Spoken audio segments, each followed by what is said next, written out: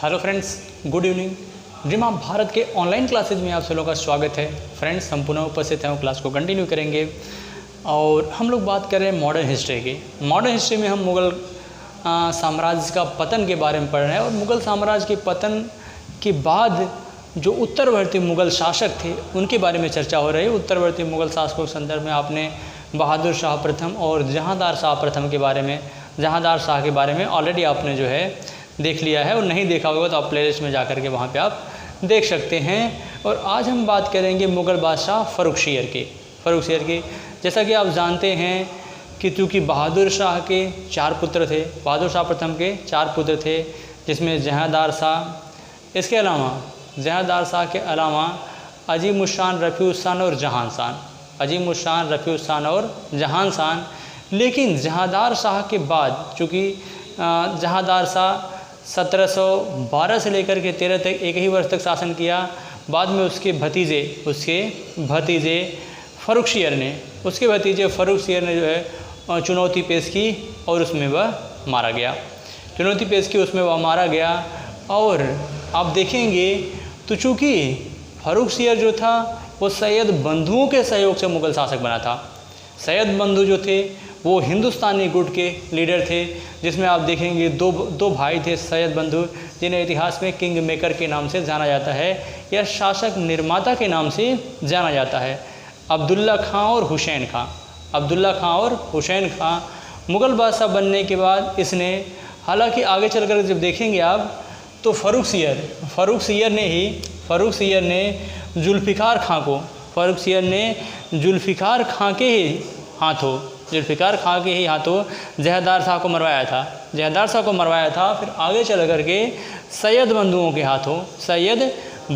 के हाथों अब्दुल्ला खां, जुल्फ़िकार खां की हत्या करवा दी। और जुल्फ़िकार खां का पिता जो था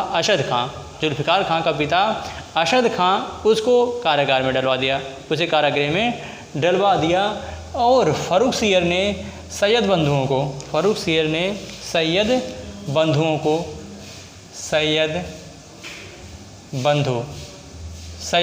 में अब्दुल्ला खां और हुसैन खां, सैयद बंधुओं में अब्दुल्ला खां और हुसैन खां। अब्दुल्ला खां को इसने वज़ीर और हुसैन खां को मीर बख्शी। अब्दुल्ला खां को इसने वज़ीर और हुसैन खां को मीर बख्शी के पद पर आसीन किया। और सैयद बंधु बड़े दूरदर्शी थे शासक बनने के बाद तुरंत, चूँकि फ़र्रुखशियर नाम मात्र का शासक था, लेकिन सर्वे सर्वा जो थे वो सैयद बंधु ही थे। सैयद बंधुओं ने सहिष्णुता की नीति अपनाई और उन्होंने भारतीय शासकों के साथ मैत्रीपूर्ण व्यवहार स्थापित किया। इन्होंने जाट शासकों के साथ मैत्रीपूर्ण संबंध स्थापित किया। इसके अलावा हालांकि सैयद बंधुओं ने राजपूत शासक अजीत सिंह को पराजित किया था और अजीत सिंह को अपनी पुत्री का विवाह फ़र्रुखशियर से करना पड़ा था। लेकिन फ़र्रुखशियर ने क्या किया? फ़र्रुखशियर ने सिख नेता बंदा बहादुर,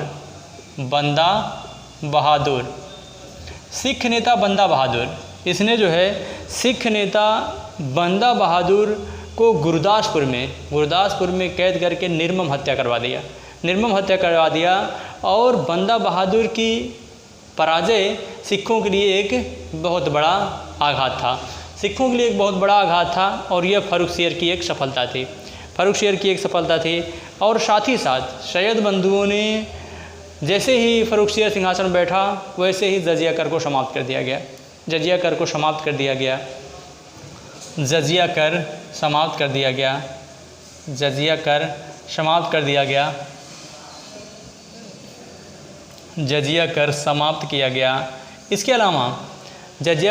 किया गया। इसके अलावा अगर देखेंगे तो कई स्थानों पर तीर्थ यात्रा कर भी समाप्त कर दिया गया।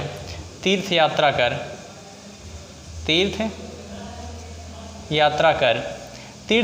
कर भी समाप्त कर दिया गया। समाप्त कर दिया, तीर्थ यात्रा कर समाप्त कर दिया, और फर्रुखसियर अपना भला बुरा समझने में अक्षम था, अपना भला बुरा समझने में अक्षम था। और आगे चल कर के देखेंगे तो ईस्ट इंडिया कंपनी को इसने 1717 में चूँकि ईस्ट इंडिया कंपनी को इसने एक ऐसा अधिकार प्रदान किया, व्यापार से संबंधित इतनी ज़्यादा रियायतें प्रदान कर दी, जिसे ब्रिटिश इतिहासकारों ने मैग्ना कार्टा की उपाधि दी, मैग्ना कार्टा या महाधिकार पत्र की उपमा दी। दरअसल फर्रुखसियर बहुत बुरी तरह से बीमार था और अंग्रेज़ों का एक शिष्टमंडल, ईस्ट इंडिया कंपनी का एक शिष्टमंडल जॉन सरमन के नेतृत्व में फर्रुखसियर से मिलने आता है। उसमें हैमिल्टन नामक एक चिकित्सक था, उसने इसका इलाज किया और यह सही हो गया। बदले में जो है उसने सहानुभूति के बदले उसने वो सारे अधिकार दे दिए एक्चुअली में जो देना नहीं चाहिए था। यानी कि इसने जो है भारत की गुलामी की पृष्ठभूमि यहीं से तैयार कर दी, और इसने वो सारे अधिकार दे दिए जो एक्चुअली में देना नहीं चाहिए था। यानी कि इसने जो ईस्ट इंडिया कंपनी को अधिकार प्रदान किए उसे ब्रिटिश इतिहासकारों ने मैग्ना कार्टा अथवा महाधिकार पत्र की उपमा दी, जिसमें ये था कि ईस्ट इंडिया कंपनी की बम्बई की टकसाल की मुद्रा पूरे मुग़ल भारत में चलेगी, और साथ ही साथ अब East India Company tax free Bengal में वह टैक्स फ्री निःशुल्क व्यापार करेगी, और साथ ही साथ इसने कई स्थानों पर ईस्ट इंडिया कंपनी को फैक्ट्री स्थापित करने का भी अधिकार प्रदान कर दिया। तो ये सबसे बड़ी इसकी भूल थी, क्योंकि यह अपना भला बुरा सोचने में सक्षम नहीं था। और लगातार अब इसको लगने लगा कि सैयद बंधुओं के यह बोझ को सैयद बंधुओं के जुए को अपने कंधे से उतार कर फेंकना चाहता था, क्योंकि इसको लग रहा था कि मैं स्वतंत्रतापूर्वक कोई कार्य नहीं कर पा रहा हूँ, क्योंकि मेरी संप्रभुता कहीं न कहीं जो है वो प्रभावित हो रही है, क्योंकि यह सैयद बंधुओं के हाथों की कठपुतली था। सैयद बंधु जो हिंदुस्तानी गुट के लीडर थे, चूँकि इस समय मुग़ल दरबार में कई गुट मौजूद थे दरबार में, जिसमें आप देखेंगे तो ईरानी गुट, तुरानी गुट, हिंदुस्तानी गुट, ठीक। तो ये सब कई गुट थे, जिसमें हिंदुस्तानी गुट के वो लोग थे जो कई पीढ़ियों पहले उनके पूर्वज भारत में आए थे और यहीं पे आकर के बस गए थे। तो इस समय मुग़ल दरबार में सैयद बंधुओं का बोलबाला था, और सैयद बंधुओं को शासक निर्माता या किंग मेकर, सैयद बंधुओं को किंग मेकर या शासक निर्माता, सैयद बंधुओं को किंग मेकर अथवा शासक निर्माता के रूप में जाना जाता है। और जब इसने सैयद बंधुओं के जुए को उतार कर फेंकने का प्रयास किया, चूँकि सैयद बंधु फर्रुखसियर से भी चालाक और तेज थे, और इसने क्या किया कि सैयद बंधुओं ने मराठा नेता साहू को मिला करके इसने जो है फर्रुखसियर की हत्या करवा दी। सैयद बंधुओं ने फर्रुखसियर की हत्या करवा दी। फिर आगे चल करके जो है इसने रफ़ी-उस-शान के पुत्र रफ़ी-उस-शान, याद रखिएगा एक महत्वपूर्ण पॉइंट, फर्रुखसियर को घृणित और निंदित कायर कहा जाता है। फर्रुखसियर को घृणित और निंदित कायर कहा जाता है। फर्रुखसियर को घृणित या निंदित कायर कहा जाता है। घृणित या निंदित कायर कहा जाता है, क्योंकि यह अपना जो है अपना भला बुरा सोचने में सक्षम नहीं था, और यह सैयद बंधुओं के जुए को अपने कंधे से उतार करके इसलिए फेंकना चाहता था क्योंकि यह मीर जुमला के बहकावे में आया था, और मीर जुमला के बहकावे में आकर के उसने ये इतनी बड़ी गलती कर दी। और चूँकि यह अपने आप को स्वतंत्र होना चाहता था, और अपने हाथों ही अपना पतन कर बैठा। आगे चल कर के जो है 1719 ईस्वी में इसकी हत्या कर दी गई, गला दबा करके इसकी हत्या कर दी गई। इसके बाद अगला मुग़ल बादशाह जो बना वह रफ़ी उद्दरजात, रफ़ी उद्दरजात। रफ़ी उद्दरजात की बात करेंगे तो रफ़ी उद्दरजात भी यह सैयद बंधुओं के सहयोग से ही शासक बना। रफ़ी उद्दरजात रफ़ी उस्सान का पुत्र था। रफ़ी उद्दरजात यह 1719 तक ही रहा, 1719 तक, यानी कि लगभग 3 से 4 महीनों तक इसका छोटा सा कार्यकाल रहा, 3 से 4 महीनों तक इसका छोटा सा कार्यकाल रहा। और यह सैयद बंधुओं के ही सहयोग से बना था, सैयद बंधुओं के ही सहयोग से बना था। सैयद बंधुओं के सहयोग से ही यह मुग़ल बादशाह बना था। इसके समय की एक महत्वपूर्ण घटना है नेक्सियर का विद्रोह। सैयद बंधुओं के विरुद्ध नेक्सियर का विद्रोह हुआ था। आपको याद होगा नेक्सियर जो था, नेक्सियर यह अकबर द्वितीय का पुत्र था और अकबर द्वितीय जो औरंगजेब का विद्रोही पुत्र था। अकबर द्वितीय जो औरंगजेब का विद्रोही पुत्र था और कुछ अमीर वर्ग मिल करके जो है इसको मुग़ल बादशाह घोषित कर देते हैं और आगरे में मुग़ल बादशाह घोषित कर देते हैं। लेकिन आगे चल कर के जो है यह इसको पराजित किया गया, बाद में इसकी भी हत्या कर दी गई। और सैयद बंधुओं के सहयोग से ये रफ़ी उद्दरजात शासक बना था। सबसे छोटा कार्यकाल इसका था, मात्र 3 से 4 महीने तक। और आगे चल कर के जो है क्षय रोग से इसकी मृत्यु हो गई। क्षय रोग से इसकी मृत्यु हो गई।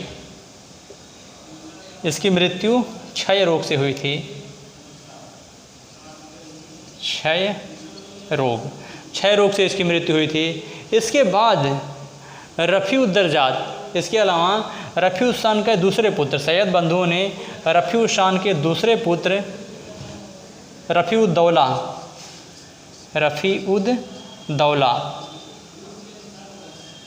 उद्दौला को इसने अगला मुग़ल बादशाह बनाया। और यह रफ़ी उद्दौला जो है यह शाहजहाँ तृतीय की उपाधि, शाहजहाँ द्वितीय, यह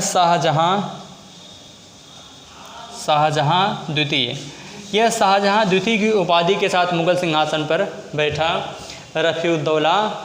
और रफ़ी उद्दौला के ही सहयोग से मारवाड़ के शासक, मारवाड़ जिसे आप जो है जोधपुर कहते हो, वर्तमान में जिसे आप जोधपुर कहते हो, वहाँ का शासक अजीत सिंह था। वहाँ का शासक कौन था? वहाँ का शासक अजीत सिंह था। और अजीत सिंह से ही अजीत